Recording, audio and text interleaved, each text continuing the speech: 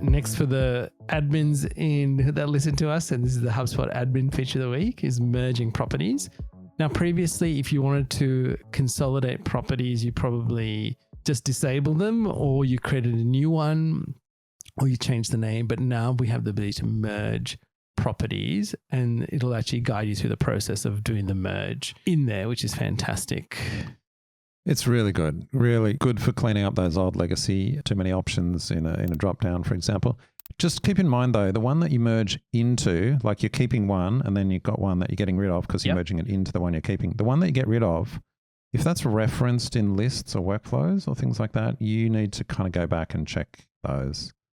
Doesn't break the workflows, but if you've got a workflow triggering on that, it no longer exists, it's just never going to fire. Correct. So it doesn't sort that out for you. It's not like it says, oh, that previously was here. I'll trigger the workflow on this one you've merged it into. Doesn't do that. Yes. And you wouldn't want it to either. So yeah. But anyway, you can easily find those using the used in section. And that's right. I just want to highlight something, Craig. I think this whole new property experience has been really good.